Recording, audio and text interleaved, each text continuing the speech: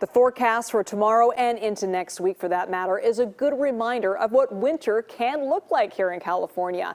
And among the people who study weather and water in our state, a lot of focus is on what some might call the big one when it comes to rainfall. We're talking about the so-called arc storm, as in build an ark. Wilson Walker spoke with one of those experts and joins us live from Walnut Creek. Hi, Wilson.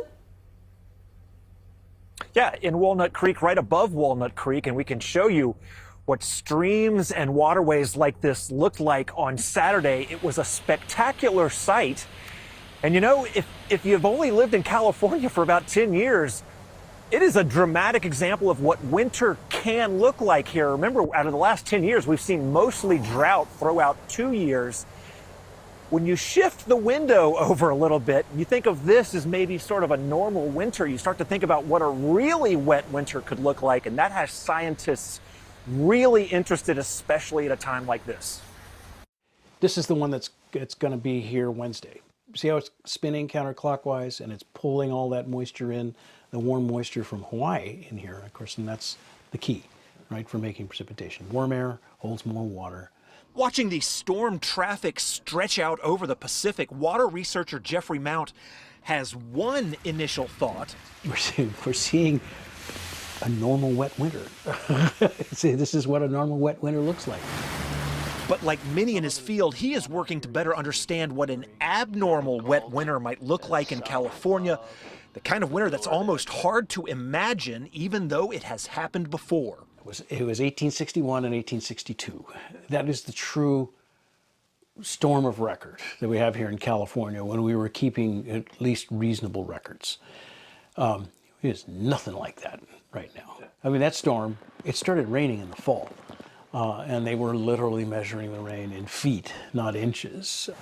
But that doesn't come with one storm. It's a lot of storms landing with virtually no break between them, something that could easily overwhelm the flood control we have built since 1862. So all your reservoirs fill, and they lose all their capacity to manage flood control. Your rivers are all full, so that all new water goes out of the rivers onto the floodplains. Your landscape is fully saturated, and every drop that falls on it runs off. That's what happens during an arc storm, is that you just don't get those gaps where things can drain out and dry up. Now, it doesn't have to be the big statewide disaster. This is something that can happen on a regional level. Something we've had that here, you know. 1997, that's what happened out here in the Central Valley. 1982 and 83 in the Bay Area. So in terms of drought, the sequence of storms we're getting is good news. Possibly here too. So this might be 1, 2, 3, 4. It's the timing that makes the difference between beneficial and problematic. And the arc storm, or something like it, really is just a matter of odds and time. But that's California. I mean, and this is something I think most Californians don't really appreciate. We are the land of extremes, extremely wet and extremely dry. That's why there's rarely a Goldilocks moment in California, where we have average, or what people refer to as normal, which I think is pretty funny. Hardly normal. Average is hardly normal. What is normal in California? Now, how quickly our perspective changes. We're going to show you a graphic that we have been looking at furiously for about a decade now, the reservoir levels in California. And we used to think, oh my gosh, look how low they are, but how times have quickly changed. Shasta in particular, we are glad to have that space in those reservoirs because they don't just store water for us. That is our flood control. When those reservoirs are full, they do not do much in the way of flood control. Now, an interesting question about the whole arc storm idea, or the potential event, is how would we know it is coming, or when would we know it is coming? Now, obviously, it'd be raining a lot. It'd be a circumstance a little bit like this when we know there's a bunch of storms stacked out on the Pacific. But amongst researchers, there's sort of an open question as to how much leeway and how much lead time we would know. Suppose one storm stalls on the coast unexpectedly. Well, that gives the next one more time to catch up.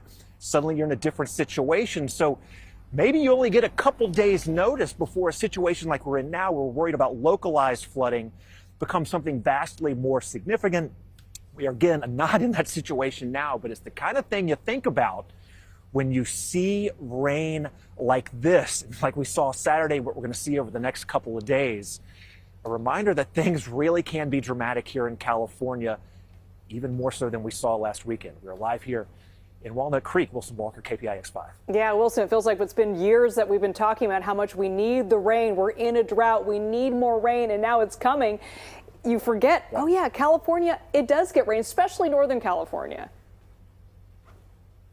Yeah, you know, and the real arc storm that they talk about, the 1800s event, covered both ends of the state. You know, a lot of what we're seeing now is sort of Northern California. Maybe there's a storm in Southern California. That was an even like more rare event where you had the entirety of the state under a lot of rainfall. Again, this is all probabilities and likelihoods. You know, all the models that we look at that Paul will show us in the next bit of weather, they're all based on just odds. So you never know what's going to come up. You know, the arc storm is a possibility. Maybe someday. Yeah, we'll see. Hopefully not. Hopefully get a little bit more steady, consistent rain, not something that extreme. All right, Wilson, thank you so much.